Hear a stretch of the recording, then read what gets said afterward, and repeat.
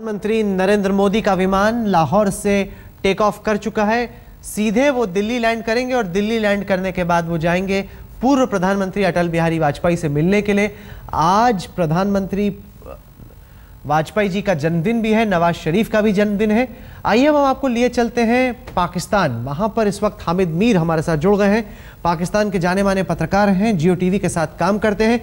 पाकिस्तान में मीर साहब किस तरीके से प्रधानमंत्री मोदी की इस यात्रा को देखा जा रहा है, आपके सूत्र क्या बता रहे हैं, सोर्सेज आपको क्या बता रहे हैं, क्या निकल के आया 1.5 घंटे की इस बातचीत में? जी, जिस तरह आपके लिए ये एक बहुत बड़ा सरप्राइज़ था, हमारे लिए भी बहुत बड़ा सरप्राइज़ था। और इस पर अभी तक जो पाकिस्तान की जो मेन अपोजिशन पार्टीज़ हैं उनका जो रिएक्शन है वो काफ़ी पॉजिटिव है। ये जो मीटिंग थी लाहौर में नवाज शरीफ साहब की पर्सनल रेजिडेंस पर, तो वहाँ पर उनकी जो ग्रैंड डॉटर हैं, नवासी हैं, उनकी शादी भी थी, तो इसलिए वहाँ पर काफ़ी एहतमाम भी किया गया था। नवाज शरीफ साहब की आज बर्थडे भी थी, तो काफ़ी अच्छी बातचीत हुई है।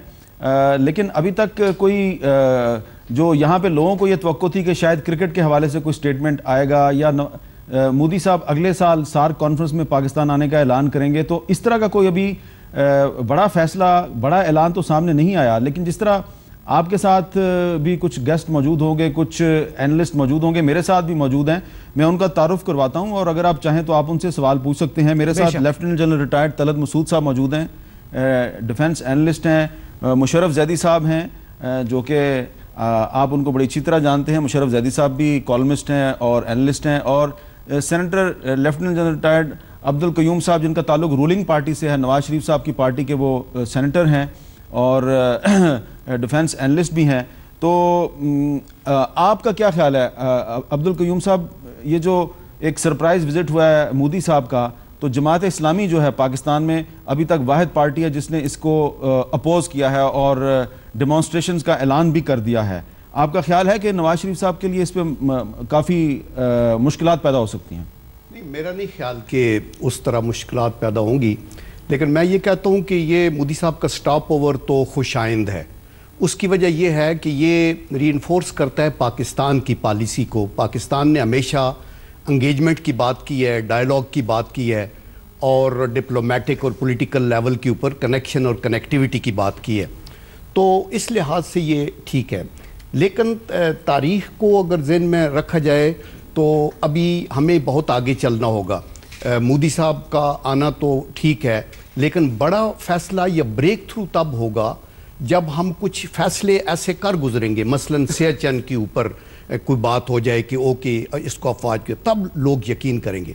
मैं मीर साहब ये कहना चाहता हूँ और आपकी वसातत से अपने सामीन को बताना चाहता हूँ कि ये जो साउथ एशिया में जो कुछ हो रहा है, इसको ग्लोबल एनवायरनमेंट से डिटैच करके नहीं देखा जा सकता। और ग्लोबली ये हुआ है कि दूसरी जंग अजीम के बाद और ये कम्युनिस्ट का जो डिमाइस हुआ सोवियत यूनियन का, उसके बाद जब अमेरिकन सुपर पावर बन के सामने आए। तो ये थे पाकिस्तान के विदेश सचिव। सबसे बड़ा सवाल मीर साहब हिंदुस्तान की नज़र से पाकिस्तान के तमाम लोगों को यह है कि क्या पाकिस्तानी सेना पूरी तरीके से इस दफ़ा वज़ीर आज़म नवाज शरीफ का साथ देगी? क्योंकि पिछली दफ़ा जब भारत के वज़ीर आज़म पाकिस्तान आए थे नवाज शरीफ से मिलने के लिए, उस दफ़ा अटल बिहारी वाजपेयी थे। उसके कुछ महीनों बाद करगिल हुआ, उसको लेके हिंदुस्तान में बहुत चिंता है कि कहीं एक बार फिर से यहाँ से तो दोस्ती का हाथ बढ़ाया गया, कहीं वहीं से गोली तो नहीं आएगी। ये एक अहम सवाल आपने किया है और पाकिस्तान में भी कुछ लोग ये कह रहे हैं कि जब 1999 में वाजपेयी साहब फरवरी में आए थे तो अक्टूबर में मिलिट्री कू हो गया था, तो 2015 में अब अगर मोदी साहब आए हैं तो 2016 में क्या होगा? इसका जवाब मैं चाहूँगा कि lieutenant general retired Talat Masood साहब दें। जी तलत मसूद साहब। देखिए, उस वक्त के हालात और अब के हालात में बहुत फ़र्क है। और दूसरी बात यह है कि मेरे ख्याल में हम सब ने सबक सीखा है और जो कारगिल का हमारा तजुर्बा था वो बहुत नाकाम रहा और उससे दोनों ममालिक को नुकसान हुआ, पाकिस्तान के अवाम को भी नुकसान हुआ। तो अब मेरे ख्याल में प्राइम मिनिस्टर नवाज शरीफ साहब भी जानते हैं कि फ़ौज की जब तक उनसे मशवरा नहीं किया गया होगा वो बिल्कुल ये आगे नहीं बढ़ रहे होंगे। तो मैं ये समझता हूँ कि ये जो मुलाकात हुई है और जो पेशरफ्त हुई है अभी तक वो बिल्कुल आर्मी वो उनके साथ है और इसमें कोई इख्तलाफ नहीं है, किसी किस्म का इख्तलाफ नहीं है। ये ज़रूर है कि शायद आर्मी का हमेशा से एक लिहाज से हार्ड पोजीशन रहा है, लेकिन ये अब बिल्कुल आया है कि इस वक्त जो फ़ौज की क़यादत है वो ये चाहती है कि ख़ित्ते में अमन हो ताकि जो अंदरूनी चैलेंजेस हैं उनके ऊपर ज़्यादा तवज्जो दी जाए। और ख़ास तौर से जो आपने देखा कि तहरीक तालिबान पाकिस्तान, दाइश, अलकायदा वग़ैरह और फिर कराची के हालात और दूसरी जगहों के जनरल मसूद, ये ऐसे मामलात हैं जिसके जनरल तलत मसूद, आपने तमाम आतंकवादी संगठनों का नाम लिया, आपने इस्लामिक स्टेट की बात की, आपने अलकायदा की बात की, लेकिन उसमें आपने लश्कर तैयबा का जिक्र नहीं किया, आपने जैश ए मोहम्मद का जिक्र नहीं किया। और हिंदुस्तान में चिंता यही है कि वाकई में आतंकवाद के तरफ तो पाकिस्तानी सेना का रुख बदला है, लेकिन केवल उन आतंकवादियों के खिलाफ जो पाकिस्तान को चोट पहुंचाते हैं, उन आतंकवादियों के खिलाफ भी आपके हिसाब से क्या पाकिस्तान का रुख बदला है जो कि हिंदुस्तान को चोट पहुंचाते हैं? जी, मेरे ख्याल में बिल्कुल इनके भी पॉलिसी में तब्दीली आई है। अब मेरे ख्याल में पाकिस्तान चाहता है कि रियासत के दरमियान ताल्लुकात को बेहतर किया जाए और गैर रियासती जो इदारे हैं उनको कोई अहमियत ना दी जाए और वो उनकी मजाल ना हो कि वो कोई ऐसे हालात पैदा करें जिससे कि पाकिस्तान को नुकसान हो। तो मेरे ख्याल में ये एक बड़ी गैर मामूली तब्दीली पाकिस्तान में आई है और ये तब्दीली ख़ुद पाकिस्तान की सोच और समझ से आई है। ये मत समझें कि किसी दबाव से आई है, इसलिए कि अब वो समझते हैं कि स्टेट टू स्टेट रिलेशनशिप या ताल्लुकात जो हैं वो बहुत अहमियत के हामिल हैं। पर जनरल मसूद, अगर पाकिस्तानी सेना की सोच बदल गई है तो ऐसा क्यों है कि जो वॉइस सैंपल्स हैं 26/11 की जो पाकिस्तान ने कई मरतबा वायदा किया कि हिंदुस्तान को दिए जाएंगे, वो वॉइस सैंपल अभी दिए नहीं गए। दाऊद इब्राहिम पाकिस्तान में अपना बर्थडे मना रहा है, कल उसका 60th बर्थडे है, 60वां जन्मदिन है। उसके इनविटेशन कार्ड हिंदुस्तानी इंटेलिजेंस एजेंसियों के हाथ लगे और साथ ही साथ हफीज सईद अभी भी सरेआम हिंदुस्तान पे हमलों की बात कर रहा है। तो ये तमाम आतंकवादी तो अभी भी खुले घूम रहे हैं पाकिस्तान में। ये देखिए ना राहुल जी, ये आप हमेशा आप इस तरह करते हो। आज की जो बर्थडे सेलिब्रेट हो रही है, आज का जो जन्मदिन सेलिब्रेट हो रहा है, उस पे आपने कोई हमसे भी नहीं पूछा, अपने व्यूअर्स को भी नहीं बताया, और आप कल वाली बर्थडे की बात कर रहे हो। कल आने वाला कल और कल गुजरा हुआ कल। हम कह रहे हैं आज जो हुआ, मैं ये कह रहा हूं, मैं गुजारिश कर रहा हूं हाथ जोड़ के, एक्चुअली खास तौर पे आपसे, आपका बहुत बड़ा, इतनी बड़ी व्यूअरशिप है, लोग आपको ट्रस्ट करते हैं इंडिया में। इंडियन अवाम को और पाकिस्तानी अवाम को, दोनों को आज जो पॉजिटिव चीज हुई है उस पर फोकस करने के बजाय कल जो नेगेटिव चीज होने वाली है या कल जो नेगेटिव चीज हुई थी उस पे हम क्यों फोकस करते हैं। ये बहुत बड़ा स्टेप था प्राइम मिनिस्टर मोदी का। ये रिक्वेस्ट मुशर्रफ साहब बहुत अदब के साथ, बहुत अदब के साथ मैं आपको ये कहूं कि हम भी सकारात्मक पॉजिटिव भावना रखना चाहते हैं, लेकिन जब जब हिंदुस्तान की तरफ से दोस्ती का पैगाम हुआ है, तो या तो करगिल हुआ है या मुंबई में 26/11 हुआ है या पार्लियामेंट पे अटैक हुआ है, तो अगर हिंदुस्तान में चिंता है, अगर हिंदुस्तान में शक है, तो उसकी एक बहुत मजबूत बुनियाद है जिसकी वजह से हम लोग इतना फूक फूक के कदम रखते हैं। इतना मैं 100% आपको कंसीड करता हूं कि ये चीजें हुई हैं और ये चीजें नहीं होनी चाहिए थी और ये बुरा हुआ। लेकिन क्या राहुल, हम ये समझते हैं कि कारगिल के बाद, पार्लियामेंट अटैक के बाद और मुंबई के बाद बातचीत छोड़ देना, एक दूसरे से कता ताल्लुक हो जाना, एक दूसरे से बात करना छोड़ देना, उससे क्या फायदा हुआ?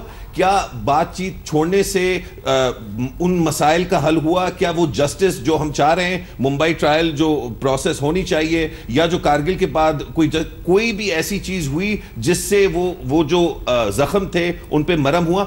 या हमने ये सीखा इन चीजों से कि चाहे कुछ भी हो जाए, आपके खुद मणिशंकर आयर, जिनको आप लोग कभी कभी बहुत ज्यादा मॉक भी करते हैं कि वो ज्यादा डविश हैं, लेकिन वो कहते हैं प्रोसेस को अनइंटरप्टेड और अनइंटरप्टेबल होना चाहिए, कि चाहे कुछ भी हो जाए, जब तक बातचीत होती रहेगी तब तक ये आसरा रहेगा कि भाई शायद कोई ब्रेक थ्रू हो जाए, शायद एक दूसरे के साथ कोई शफकत का बजाय इसके कि बिटरनेस का अमल जो है चलता है। हामिद साहब, मैं आपकी मुलाकात करा दूं हमारे मेहमानों से, पहले मैं आपकी मुलाकात करा देता हूं हमारे मेहमानों से। इस वक्त हमारे साथ सुधांशु त्रिवेदी हैं, बीजेपी के नेशनल स्पोक्सपर्सन हैं, बहुत ही रिस्पेक्टेड चेहरा है, बड़ी इनकी आवाज़ है पार्टी के भीतर। संजय झा हैं, संजय झा कांग्रेस पार्टी से ताल्लुक़ रखते हैं, उस पार्टी के प्रवक्ता हैं। इस वक्त राजीव डोगरा हैं, हमारे जाने माने डिप्लोमेट। और कर्नल थापर हैं। कर्नल थापर कैप्टन विजयंत थापर के पिताजी हैं। करगिल में इनका लड़का शहीद हुआ था, टाइगर हिल पर उसने हिंदुस्तान को फतह दिलाई थी। आप सवाल पूछना चाहते हैं हमारे मेहमानों से? मीर साहब जी, मैं त्रिवेदी साहब आपसे ही मैं सवाल पूछना चाह रहा हूं कि कांग्रेस की तरफ से और आम आदमी पार्टी की तरफ से जो आपके प्राइम मिनिस्टर मोदी साहब का लाहौर में सरप्राइज विजिट है, इसको अपोज किया जा रहा है, क्रिटिसिज्म किया जा रहा है। लेकिन पाकिस्तान में जो बड़ी मेन पॉलिटिकल पार्टीज़ हैं, पीपल्स पार्टी है और पीटीआई है, और जो बड़ी पार्टीज़ हैं सिवाय जमात इस्लामी के, बड़ी पॉलिटिकल पार्टीज़ ने वेलकम किया मोदी साहब को।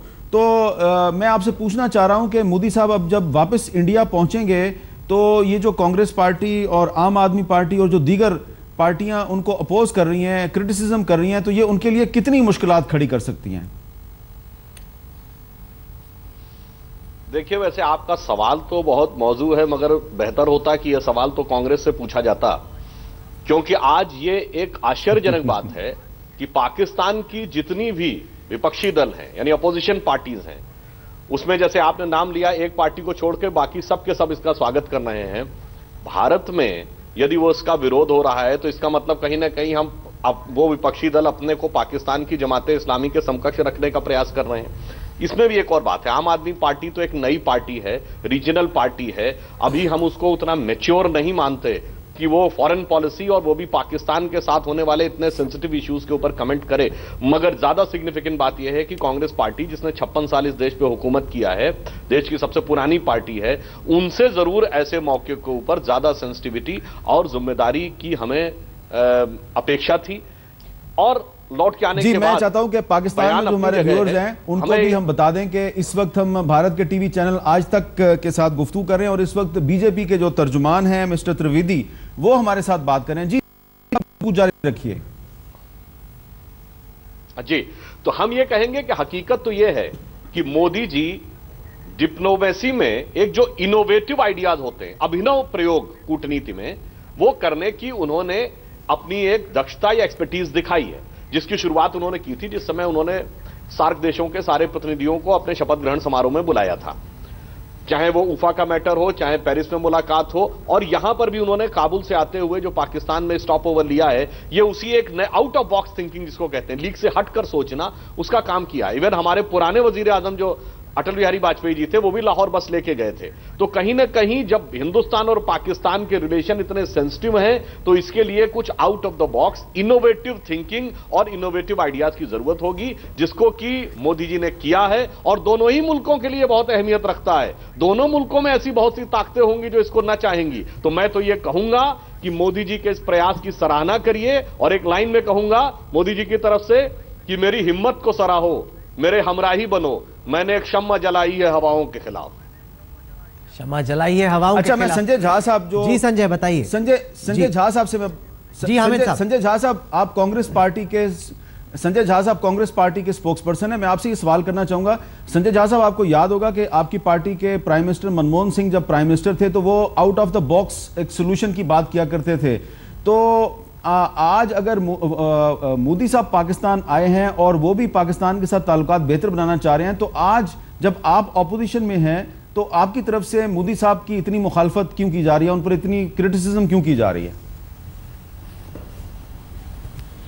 देखिए, हमने चिंता व्यक्त किया है कि आज भी, जैसे हम लोग अभी बात कर रहे हैं आपके चैनल पर, लेकिन मैंने रिपोर्ट्स पढ़े हैं कि आज भी जम्मू कश्मीर में हमला हुआ है। 3-4 दिन पहले आतंकवाद के हमले हुए हैं। पिछले 1 साल में लगभग 900 से ज़्यादा हम गिन सकते हैं कि सीमा का उल्लंघन हुआ है। क्या आप समझते हैं कि इस हालात में इस तरीके का, जिस तरीके का एक माहौल है, उसमें बातचीत करना, देखिए ये कोई मामूली, कोई साधारण बातचीत नहीं होना चाहिए। हमारे बीच में जो रिश्ता है उसमें ढेर सारे, एक तरीके से हम जानते हैं कि चुनौती है, मुकाबला हमें उसका एक साथ मिलकर करना है। लेकिन आप लोग आज भी पाकिस्तान में नॉन स्टेट एक्टर्स को आप लोग उनको रोक नहीं पाए हैं, और हमारा आरोप आप पर लगा है कि आप जानबूझ के उसको नजरअंदाज नाकार करते हैं या आप उनको प्रोत्साहित करते हैं, क्योंकि आज भी हफीज सईद, लेकिन मनमोहन सिंह के दौर में भी नॉन स्टेट एक्टर्स एक्टिव थे। हर रोज नहीं, बड़े अदब से गुजारिश है, ये कोई कारण नहीं है कि हम आज, तो उस वक्त भी ये हो रहा था। तो आप ये कहना चाहते हैं कि यदि पिछली बार यदि आप लोग आतंकवाद भारत में करने में आप सफल हुए हैं, हमारे मासूम लोगों की मृत्यु हुई, तो आज भी हम वो जोखिम उठाएं कि एक तरफ भारत के प्रधानमंत्री वहां लाहौर जाए और यहाँ पर भारत के 125 करोड़ आवाम इस डर से हम लोग कि कल हमारे घर में हुकूमत कर रही थी। जब आपकी पार्टी इंडिया में हुकूमत कर रही थी तो समझौता एक्सप्रेस पे हमला हुआ, पाकिस्तानी जो इंडिया की यात्रा पे गए थे वो मारे गए, वो भी गलत था, और जो मुंबई में हुआ वो भी गलत था। लेकिन जो आप इल्जामात लगा रहे हैं, मैं चाहता हूं कि जो नवाज शरीफ साहब की पार्टी के सेनेटर हैं जनरल कयूम साहब, जनरल साहब आप इसका जवाब दें। कांग्रेस पार्टी इल्जाम लगा रही है मोदी साहब पे कि पाकिस्तान में नॉन स्टेट एक्टर्स जो हैं उनकी सरगर्मियां जारी हैं, इसके बावजूद मोदी साहब पाकिस्तान आए, उनको नहीं आना चाहिए था। देखिए, पहली बात तो ये है कि विद ऑल ऑनेस्टी मैं ये कह रहा हूँ कि आपने टोटल फेंसिंग की हुई है कश्मीर की, और कश्मीर के अंदर कोई अगर वाक़यात हो रहे हैं तो वो वहाँ के लोगों की एक इंडिजिनस मूवमेंट है, वो अपने ह्यूमन राइट्स की वायलेशन के खिलाफ प्रोटेस्ट करते हैं या whatever way they want to अपना वो इजहार करते हैं। आप ये देखें कि आप नॉन स्टेट एक्टर्स की बात करते हैं, हम कहते हैं कि एक रियासत और एक स्टेट इन्वॉल्व है पाकिस्तान के अंदर अनरेस्ट कम किया। हमारे कराची से कुछ लोगों ने, पॉलिटिकल वर्कर्स ने आके कहा है कि हमें राह ने ट्रेनिंग दी है, आप बलूचिस्तान के अंदर इन्वॉल्वमेंट के सबूत मौजूद हैं। हमारे खैबर पख्तूनख्वा में बच्चों की गर्दनें कटी और उनको ज़बह किया गया, उनके अंदर इंडिया की इन्वॉल्वमेंट है। आपकी नेशनल सिक्योरिटी एडवाइजर का क्लिप मैं अगले दिन देख रहा था कि उन्होंने कहा हमारे पास 3 स्ट्रैटेजीज हैं। एक स्ट्रैटेजी कयूम साहब यहाँ पर हम आपको बताना चाहेंगे कि जिस क्लिप की आप बात कर रहे हैं वो अजीत डोवाल का नेशनल सिक्योरिटी एडवाइजर बनने से बहुत पहले का क्लिप है, और जो बातें आप कर रहे हैं साथ ही साथ कि बलूचिस्तान में इंडिया का दखल है, इसका कोई सबूत आपने कभी नहीं दिया है सर। मैं ये कहना चाहता हूँ, मेरी बात सुने, मैं ये कहना चाहता हूँ कि ये एक बड़ा अच्छा मूव है और हम नरेंद्र मोदी साहब के इस जेस्चर को अप्रिशिएट करते हैं। लेकिन अगर हमारे मुल्क के अंदर एक पार्टी मसले जमाते इस्लामी प्रोटेस्ट कर रही है तो उनका भी एक राइट है, उनके पास भी एक जस्टिफिकेशन है। कयूम साहब, आप इतनी आसानी से ये नहीं कह सकते कि हिंदुस्तान का बलूचिस्तान में दखल है। आउटकम होनी चाहिए। कयूम साहब, आपको कुछ रिजल्ट शो करने होंगे। कयूम साहब, आप इतनी आसानी से नहीं कह सकते कि हिंदुस्तान का बलूचिस्तान में दखल है, क्योंकि अब तक आपने कोई भी सबूत हिंदुस्तान के सामने नहीं रखा है। जबकि कराची के एक सेफ हाउस से किस तरीके से मेरे भाई 26 का, मेरी बात सुन लीजिए सर, मेरी बात सुन लीजिए, 26/11 अटैक किस तरीके से मास्टरमाइंड किया जा रहा था, किस तरीके से उस वक्त पाकिस्तानी हैंडलर्स लगातार आतंकवादियों को डायरेक्ट कर रहे थे, इसका टेक्निकल एविडेंस है। ये पिछली बातों को भूल के हमें आगे एक बिगिनिंग करनी है, और जो मैं कह रहा था कि इंटरनेशनल क्लाइमेट को भी आपको ज़हन में रखना है। अच्छा राहुल जी, और यही बैनुल-अक़वामी ताकतें चाहती हैं। राहुल कंवल साहब जी, हामिद साहब बोलिए। राहुल कंवल साहब, एक छोटी सी गुजारिश। राहुल कंवल साहब, जो जिस अच्छे माहौल में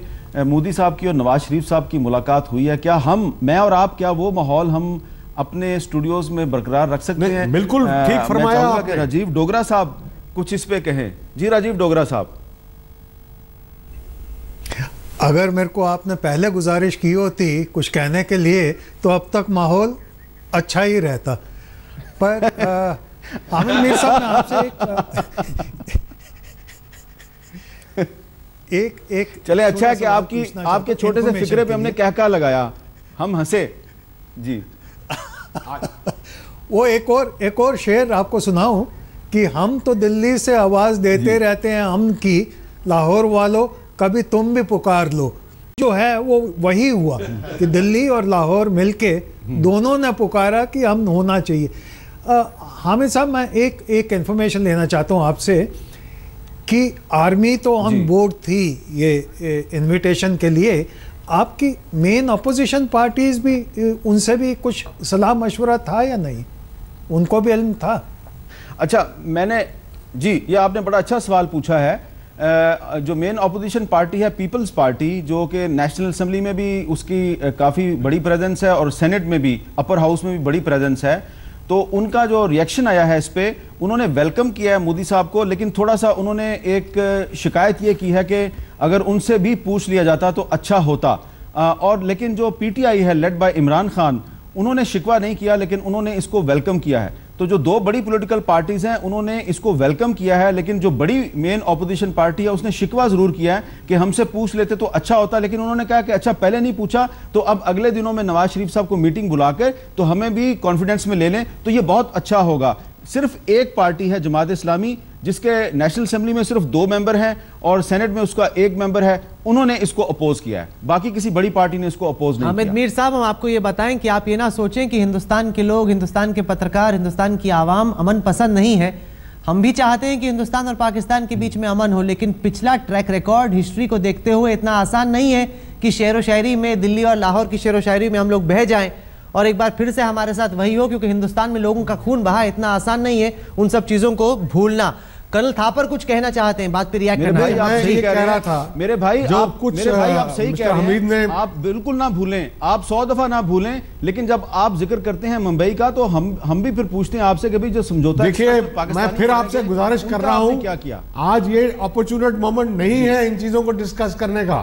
आपने वही चैप्टर्स खोल दिए जो हम अभी के लिए ना छेड़े तो अच्छा है, और ये जो माहौल बना है इसको इम्प्रूव, मैं आपसे एग्री करता हूं, हाँ जी, इसको इम्प्रूव करें। आपसे एग्री करता हूं। अभी नया साल, मुशर्रफ जैदी साहब भी यही कह रहे हैं, नया साल 3 दिन दूर है। उम्मीद करते हैं कि नए साल में इस दरवाजे से नई हवा आएगी और अमन अच्छी तरह दोनों देशों के अंदर होगा और खुशहाली होगी।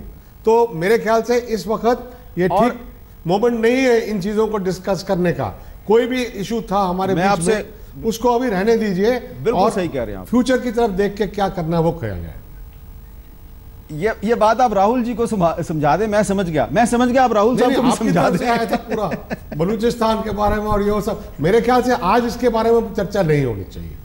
आपने कश्मीर की बात की थी तो इसलिए बात नहीं, लेकिन इसको लेट्स टेक दिस फॉरवर्ड, इसको अब जो है ना आगे लेके चलते हैं। एक चीज जो बहुत जबरदस्त, जो नोट नहीं की किसी ने, जो मैं समझता हूं इसमें एक बिल्डिंग ब्लॉक था, वो था सुषमा स्वराज का यहाँ आना तो ठीक था, वो तो एक बड़ा स्टेप था ही, लेकिन जब वो वापस गई तो बड़े धड़ल्ले से उन्होंने उसको डिफेंड किया कि वो यहां आई। उन्होंने बिल्कुल वो जो होता है ना कि मतलब दबे या gingerly, she was not apologetic at all, she came out front foot पे खेल के उन्होंने कहा कि मैं गई हूं, मैं मिली हूं और हमें यही करना चाहिए। और फिर उन्होंने आज सुबह भी इसका खैर मकदम किया कि वो रुकते हुए आ रहे हैं। मैं समझता हूं ये जो स्पिरिट है इंडियन लीडरशिप में, इसी तरह की स्पिरिट हमने पाकिस्तान में देखी। पिछले हफ्ते प्राइम मिनिस्टर नवाज शरीफ ने स्ट्रिक्ट इंस्ट्रक्शंस दी अपने कैबिनेट को कि वो कतन इंडिया के खिलाफ बयानबाजी नहीं करेंगे।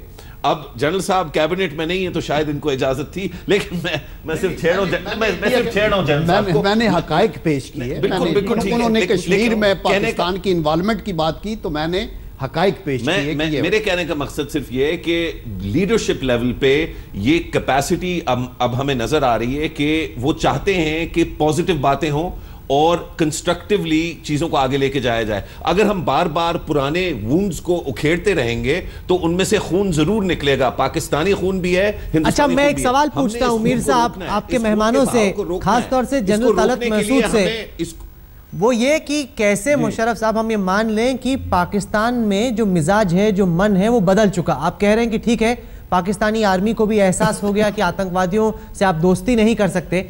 हिंदुस्तान के लिए अब तक क्या हुआ है पाकिस्तान में कि हम मान लें, वॉइस सैंपल से लेके दाऊद इब्राहिम साहब, आप कुछ भी चीज उठा लीजिए, कैसे हम माने कि दिल बदला है, मन बदला है, चीजें आगे बढ़ेंगी, कैसे माने?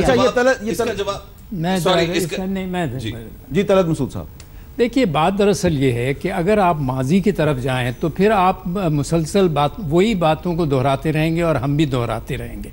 लेकिन एक वक्त आता है जब लीडर्स ये समझते हैं कि अगर हम माजी की पॉलिसीज़ को फॉलो करते चले जाएं और सिर्फ माजी का रोना रोते जाएं तो फिर हम आगे नहीं बढ़ सकते। और ज़रूरत इसकी है दोनों ममालिक के लिए और उनके अवाम के लिए कि एक नई सोच आए और जो मुस्बत सोच हो।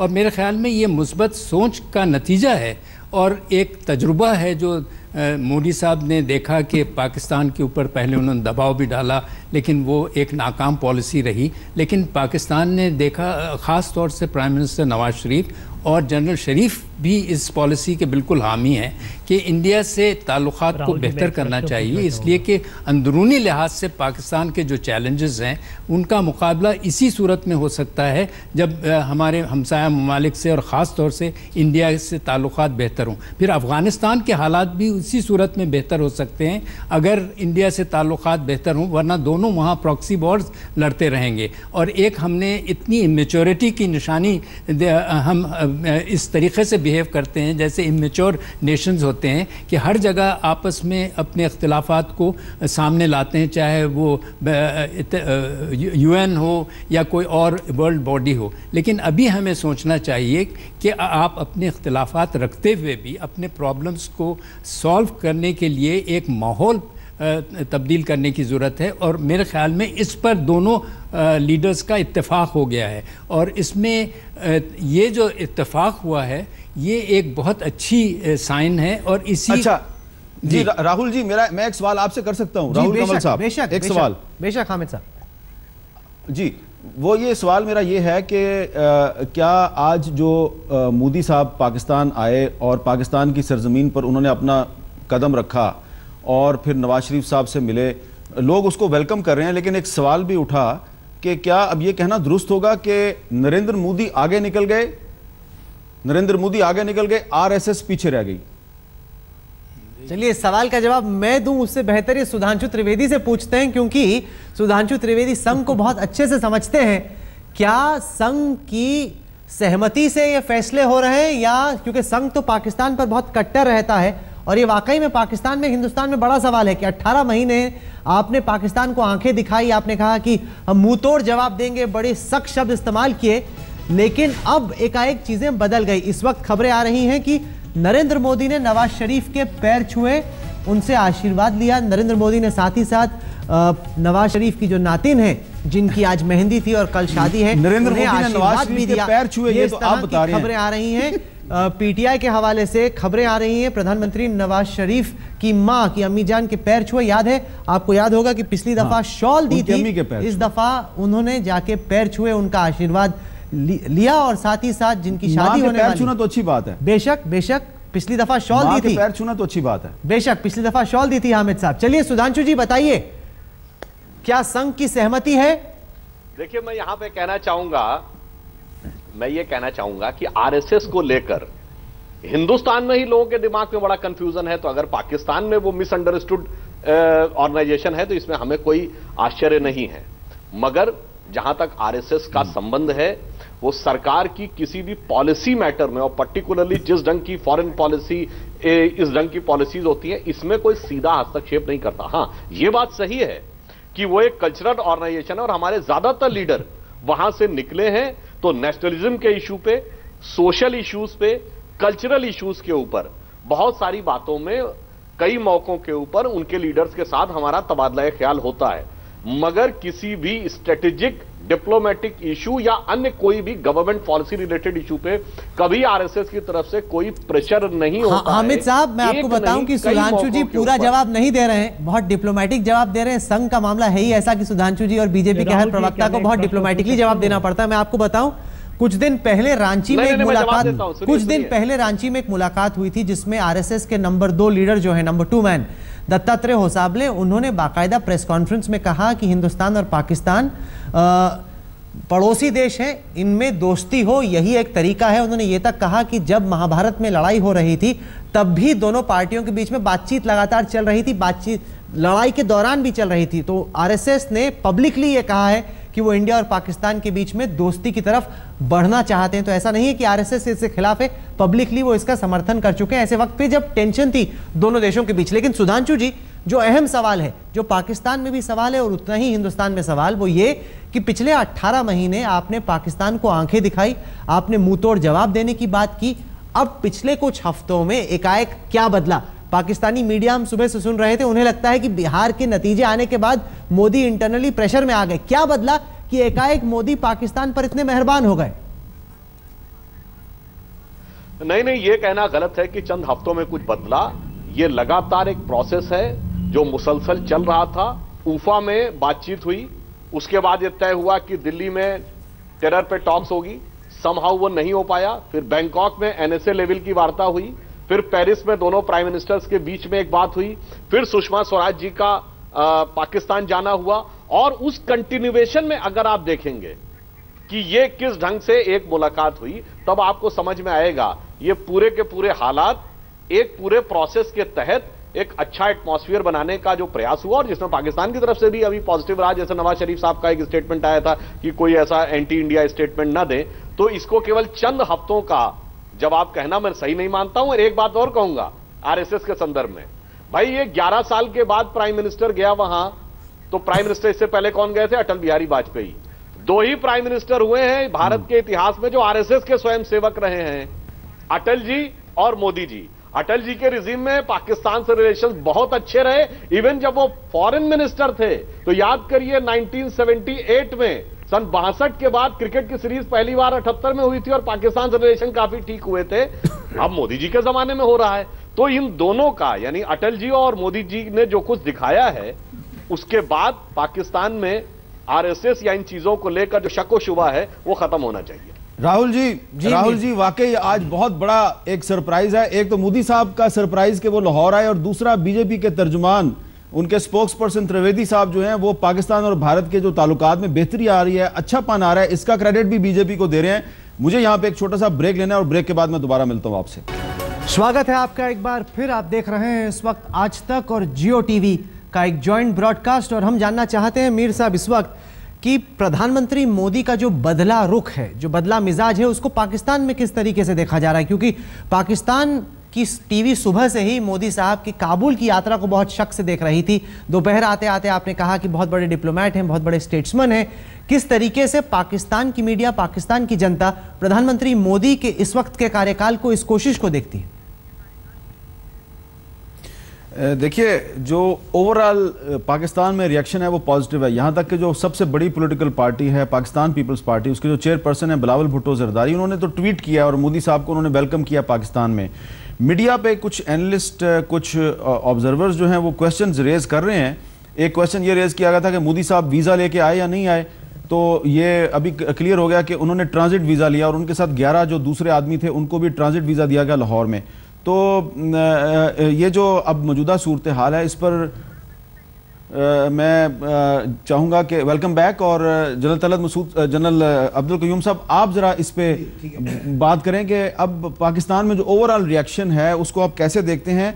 और कुछ लोग ये कह रहे हैं कि ये जो मोदी साहब का पाकिस्तान आना है, तो ये कोई एक इंडिया के एक बहुत बड़े इंडस्ट्रियलिस्ट हैं मिस्टर साजन जिंदल, उनकी बैकडोर चैनल की डिप्लोमेसी है और उसका बड़ा किरदार है। तो इसमें आप क्या कहेंगे? देखिए, मैं ये कहता हूँ बैकडोर डिप्लोमेसी है या straight foreign office to foreign office है, ये एक अच्छी इब्तदा है और ये अच्छी एक बात है for the entire south Asia.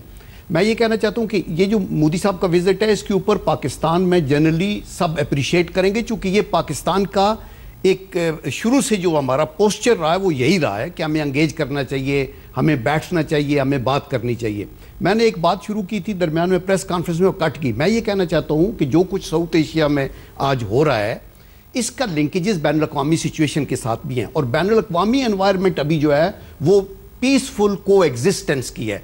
यानी अमेरिका और चीन हरीफ होने के बावजूद हलीफ हैं, और रशिया के साथ उनका स्टैंड ऑफ है यूक्रेन पे, इवन देन आपस में बात कर रहे हैं।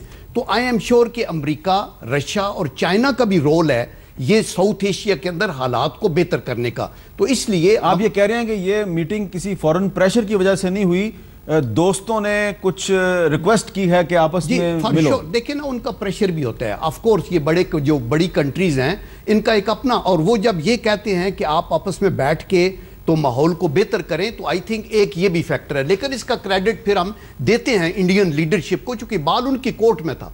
हम तो इसी बात पे, यानी देखिए नवाज शरीफ साहब राइट एट द आउटसेट अपने डोमेस्टिक लॉबी को नाराज करके भी तो वहां पहुंच गए, और फिर तोहफे भी भेजे, आम भी भेजे। तो हम तो ये अप्रिशिएट कर रहे थे और वो अपनी जगह पे खड़े रहे। ठीक है, और ये अल्लाह का करम है कि देखिए अभी ये मुस्बत डेवलपमेंट हुई है, इसी को हमने आगे। दूसरा पॉइंट मैं ये कहना चाहता हूं कि एक परसेप्शन बड़ी गलत है कि पाकिस्तान की फौज जो वो नहीं चाहती कि इंडिया के साथ अच्छे ताल्लुकात हो।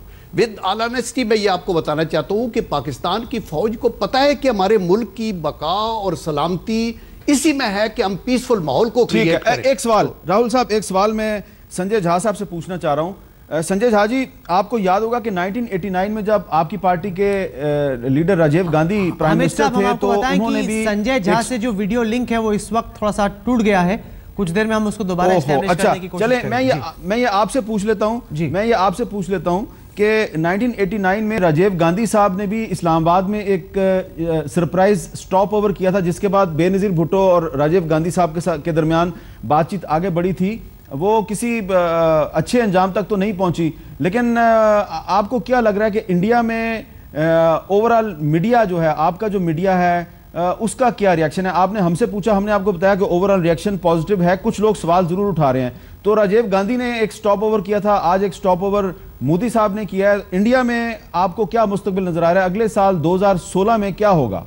हम आपको बताएं कि जहां तक हिंदुस्तानी आवाम का सवाल है, मीडिया का भी सवाल है, लोगों को लग नहीं रहा था कि पाकिस्तान के साथ दोस्ती के कदम बढ़ सकते हैं। लोग, मैंने आपको पहले ही बताया कि पाकिस्तान को बहुत शक से देखते हैं और शक का एक बहुत लंबा बैकग्राउंड भी है, बहुत सस्पिशन से देखते हैं। और इस वजह से लोगों में कई सवाल थे कि प्रधानमंत्री मोदी आखिरकार क्यों पाकिस्तान से इतना आउट ऑफ द वे जाकर दोस्ती की कोशिश कर रहे हैं। लोगों को लगता है कि यहां पर दबाव है कि पाकिस्तान से दोस्ती करो, बल्कि हिंदुस्तान में तो एकदम उल्टा है। लोग पूछ रहे हैं कि क्या जरूरत पड़ी है, जब आपके हाथ कुछ लगा नहीं है तो क्या जरूरत पड़ी है कि आपको जाकर दोस्ती की इतनी पहल करनी पड़ रही है। आपको आपका जो अग्रेसिव स्टैंड था चुनाव से पहले का, उसी को कायम रखना चाहिए।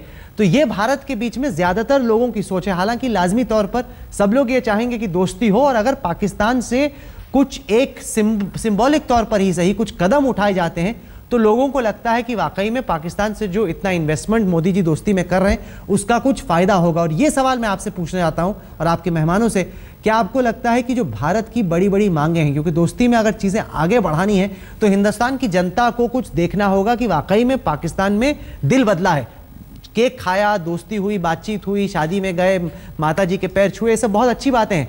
लेकिन क्या दाऊद इब्राहिम के खिलाफ, हफीज सईद के खिलाफ, वॉइस सैंपल को लेके 26/11 के, क्या हम बहुत जल्द देख पाएंगे सेनेटर साहब कुछ फैसला जिससे लगे कि वाकई में बातें ही नहीं है, बातों के पीछे कुछ हकीकत भी है? ठीक है, ये सवाल मैं अभी पूछ लेता हूं, लेकिन आप मुझे छोटा सा बता दें कि क्या समझौता एक्सप्रेस में जो पाकिस्तानी मारे गए थे उनकी जो तहकीकात हैं जिसमें बहुत से इंडियन और आपकी फौज के लोग भी इन्वॉल्व थे, क्या उनके खिलाफ हम उम्मीद करें कि कोई कार्रवाई होगी? तीसरी दफा है आपने ये सवाल पूछा, इसको मैं आपके सामने रख दूं। पहली बात तो ये कि समझौता एक्सप्रेस में जो लोग मारे गए वो हिंदुस्तानी भी थे और पाकिस्तानी भी। वो बड़ा दुखद हमला था। उसको इंडियन आर्मी ने मास्टरमाइंड नहीं किया, उसमें किसी भी तरीके से यहाँ की IB रॉ का हाथ नहीं था। उसमें एक भारत के फौजी अफसर हैं कर्नल श्रीकांत पुरोहित, जिनका नाम आया, जो इस वक्त जेल में हैं। उनके खिलाफ कार्रवाई हो चुकी है, उनको बचाने की किसी ने कोशिश नहीं की। वो कहते हैं कि उन्होंने इंडिपेंडेंटली एक्ट किया, वो रेडिकलाइज हो गए, उन्होंने ये हमला किया। बहुत फर्क है मीर साहब, आप बार बार ये कह रहे हैं 26/11 में ISI के एजेंट पाकिस्तान में सेफ हाउस से आतंकवादियों को डायरेक्ट कर रहे थे। साहब, आप उनके सवाल का जल्दी से जवाब नहीं, तो आप एहसास है ना कि 26/11 और समझौता में बहुत फर्क है। ये तो सवाल ही ऐसा है, ये तो सवाल ही बुनियादी तौर पे ऐसा है जिससे जो अभी हमवार हो रहा है एनवायरनमेंट, उसको खराब करने वाला सवाल है। क्योंकि राहुल जी को पता है कि इन मीटिंग्स की वजह से इतने बड़े बड़े मसाइल हल नहीं होंगे। क्या कश्मीर का मसला जो है, क्या कश्मीर में प्लेबिसिट हो जाएगा आज के ब्रंच की वजह से, आज जो सब्जी जो पेश की गई रायविंड में? Of course not. लेकिन क्या दोनों ममालिक की जो इंफ्रास्ट्रक्चर है, एडमिनिस्ट्रेटिव इंफ्रास्ट्रक्चर, सिक्योरिटी इंफ्रास्ट्रक्चर, उनको मजबूर कर रहे हैं दो विजनरी लीडर। एक का नाम नवाज शरीफ है, एक का नाम नरेंद्र मोदी है। इन्होंने जो पेरिस में जो भी बात हुई इनके दरमियान, उसके बाद एक तसलसल पैदा किया है और ये तसलसल आगे तक चलेगा तो ये चीजें हल होंगी। मुंबई भी हल होगा, कश्मीर। बहुत बहुत शुक्रिया आप तीनों का, बहुत बहुत शुक्रिया। राहुल कंवल साहब, हमारा भी वक्त खत्म हो गया और हम आपसे भी इजाजत चाहते हैं, आपके मेहमानों से भी इजाजत चाहते हैं। और नरेंद्र मोदी और नवाज शरीफ के दरमियान जो एक सरप्राइज मीटिंग हुई लाहौर में, इस मीटिंग में बहुत से लोग इंडिया और पाकिस्तान में इसको वेलकम कर रहे हैं। कुछ लोगों ने इस पे सवालात भी उठाए हैं, एतराज़ात भी उठाए हैं। तो जिन्होंने एतराज़ात उठाए हैं, सवालात उठाए हैं, यकीनन वज़ीर-ए-आज़म नवाज शरीफ उनको यकीनन बहुत जल्द कोई जवाब देंगे और इस पर आइंदा भी हमारी बहस मुबाहिसे का सिलसिला जारी रहेगा। मुझे दीजिए इजाज़त, अल्लाह हाफ़िज़। बहुत बहुत शुक्रिया हामिद मीर साहब। ये था आज तक और जियो टीवी का एक जॉइंट ब्रॉडकास्ट। आपने देखा कि पाकिस्तान के भीतर भी, क्योंकि अपने तमाम मेहमानों से तो हम बातचीत करते रहते हैं, लेकिन हमने जाना कि पाकिस्तान के भीतर भी लोगों की क्या सोच है। बहुत बहुत शुक्रिया आपका। वक्त हो गया है एक बहुत छोटे से ब्रेक का। देश और दुनिया की खबरों का सिलसिला आप तक पहुंचाते रहेंगे। एक छोटे से ब्रेक के बाद आप देखते रहिए।